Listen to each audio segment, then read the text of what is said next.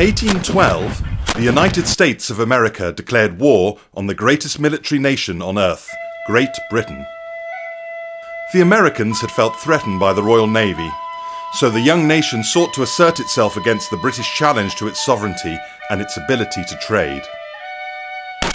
With the British already at war with France, the Americans assumed that taking Canada would be a simple matter of marching. They were wrong.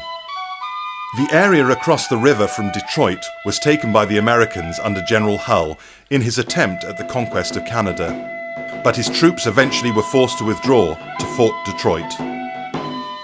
The war was to last 3 years and involved a number of British and Canadian forces who fought in extremes of cold and heat.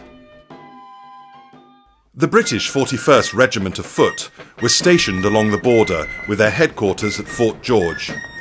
The British, like the Americans, were backed up by militiamen who were made up of traders and settlers.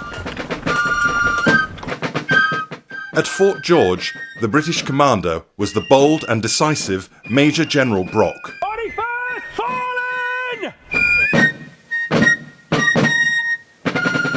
41st right! Haste! Coming forward! March! Though the British were outnumbered by the Americans 2-1, they did have a psychological advantage. Native warriors, led by their chief Tecumseh, were on their side. These warriors were desperate to fight Americans, who they felt had mistreated their people.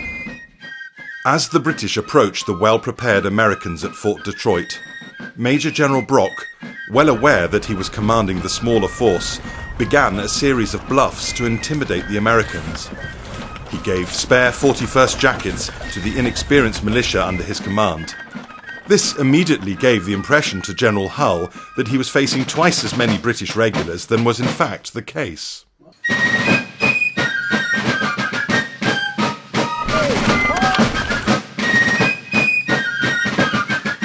Brock paraded his troops outside the fort to try and draw his enemy to battle it out on the plain.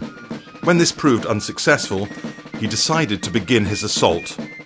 The river was controlled by Major General Brock's small fleet of brigs that were to be used in the bombardment of Fort Detroit. Loaded! Suck your butts in! The native warriors stayed out of Fort Detroit's gunshot range, but made sure they could be seen by the American garrison. They would then melt into the forest, only to reappear in another clearing, giving the impression that their numbers were much higher. The quality of the British infantryman, his steadiness under fire, and his ability to take the fight to the enemy at the point of the bayonet intimidated the Americans.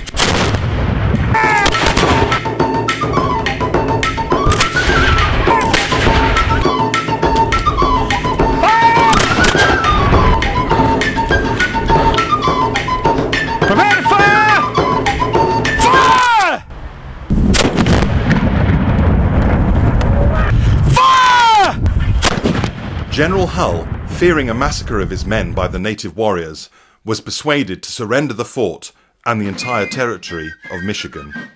The colours that were surrendered are now in the possession of the regiment and can be viewed at firing line, the Cardiff Castle Museum of the Welsh Soldier. And the unique Battle Honour Detroit is emblazoned on the regimental colour of the old Welch regiment, the antecedents of the 41st Regiment of Foot. Come and visit us at Cardiff Castle on August Bank Holiday weekend, 25th and 26th of August. Experience the sights and sounds of 1812 and watch the fight for Canada.